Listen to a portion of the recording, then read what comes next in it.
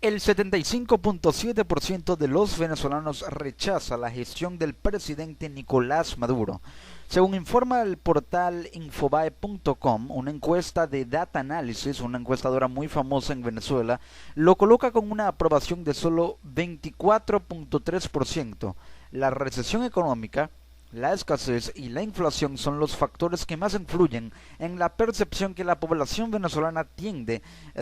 del mandatario Maduro y lo que tiende a pensar con respecto a él. La aprobación a la gestión del presidente de Venezuela, Nicolás Maduro, cayó en julio a un 24.3% según una encuesta de la firma local Data Analysis difundida el jueves de esta semana. Maduro, un ex chofer de autobús de 52 años, enfrenta un difícil panorama con una recesión económica, escasez de productos básicos y la inflación más alta de América, en medio de millonarios pagos de deuda externa que podrían pasarle factura a su partido, el Partido Socialista Unido de Venezuela, en las elecciones parlamentarias de diciembre. Con respecto a este primer punto, hay que señalar que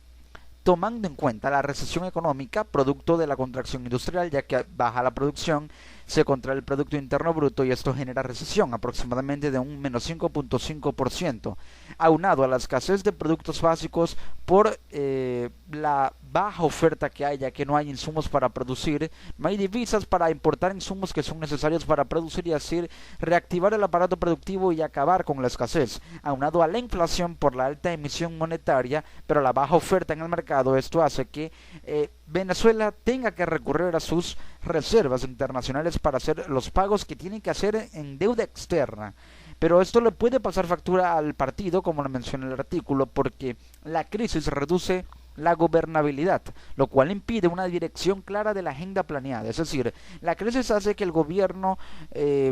vea mucha inestabilidad política, lo cual impide que haya la paz y la tranquilidad suficiente para que el gobierno pueda establecer una sola dirección clara en su agenda que tiene planteada. Pero hay muchas direcciones, y lo digo porque tal vez una corriente diga alguna cosa, una corriente diga otra. Y cuando hablo de corrientes, hablo de las sugerencias que debe tomar el gobierno con respecto a lo que el pueblo le dice, pero no todos tienen el mismo pensamiento, ni la misma ideología, ni la misma corriente política. Algunos tal vez tengan la necesidad de hacer que el gobierno recurra a políticas de derecha, recurrir a la privatización, darle más importancia al sector privado, otros a políticas de izquierda, más hacia el sector público, políticas socialistas, pero muchos quieren que haya una coexistencia entre el sector público y el sector privado. Pero esto hace que haya un conjunto de direcciones, pero debe haber una sola dirección con un consenso de todas las propuestas para que la agenda tenga una dirección clara. A fines del año pasado, la aprobación del heredero político del fallecido Hugo Chávez tocó un mínimo de 22.8%. Sin embargo, a partir de allí repuntó hasta 28.2% en marzo para volver a caer en mayo a 25.8%. Y es que casi 9 de cada 10 consultados creen que la situación del país es negativa. Según el sondeo realizado entre el 10 y el 23 de julio con un nivel de confianza del 95%, un 70.4% de los encuestados desaprueba su gestión y casi 9 de cada 10 consultados creen que la situación del país es negativa. La baja aprobación de Maduro no es extraña en América Latina, ya que Dilma Rousseff, la presidenta de Brasil, y Ollanta Humala, el presidente de Perú, tienen índices aún menores que el de Maduro. Sin embargo, durante sus 14 años de gobierno socialista, Chávez puso la vara muy alta en términos de popularidad en la polarizada Venezuela y lo hizo porque recurrió al populismo, recurrió a darle mucha importancia a la clase baja, a las clases más bajas, para recibir un apoyo político sin precedentes en la historia venezolana, lo que hizo que su política populista, su retórica populista se acrecentara y de esa forma mantuvo su popularidad en un nivel estable y alto por muchos años, algo que Maduro no ha hecho porque no ha sabido cómo administrar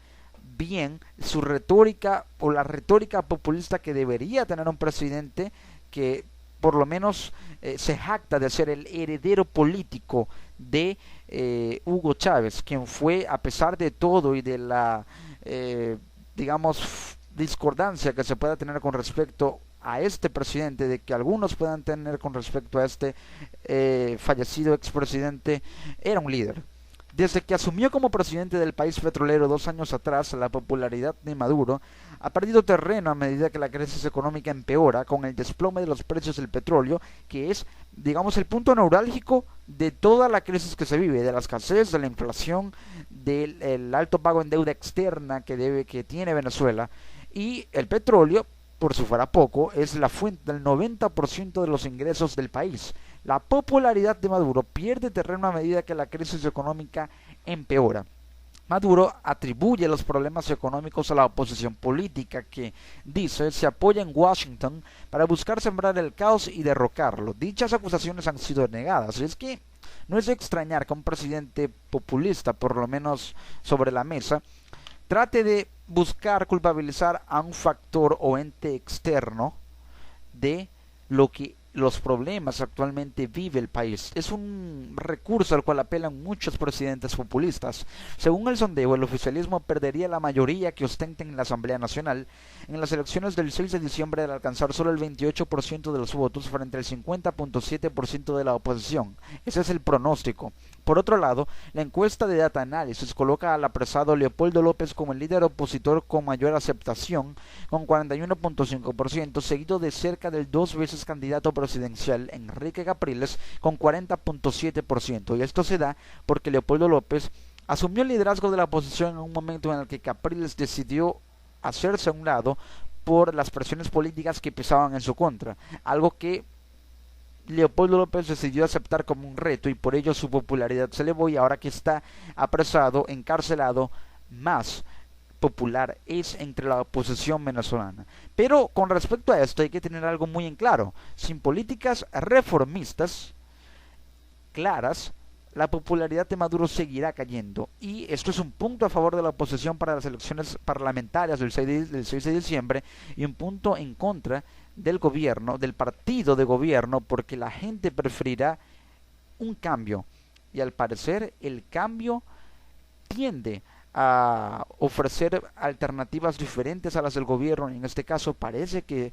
el cambio viene de la oposición. De igual manera, cabe destacar que para poder comprender por qué la popularidad de Maduro ha descendido 5% para ubicarse de 20 a 15%, esta ha venido decayendo y la explicación es porque no ha habido una convergencia entre los puntos de las políticas públicas y económicas de su agenda, que se cuestionan mucho, con los puntos de una demanda social venezolana de una oferta o que exige una oferta política efectiva. Es decir, aquí ya esto pasa por el factor efectividad o eficacia o eficiencia que ninguno de los tres ha tenido la agenda de Maduro. Por lo tanto, los puntos de sus políticas públicas y económicas no satisfacen las necesidades de un pueblo que demanda una oferta efectiva que pueda cubrir con las necesidades de la población, a manera de que, si bien hay factores que han alterado esto, factores exógenos, también la manera de administrar el gobierno, los factores exógenos para generar un clima de gobernabilidad endógeno, no ha permitido que esas políticas sean implementadas de la manera correcta y por ello la gestión ha sido ineficiente.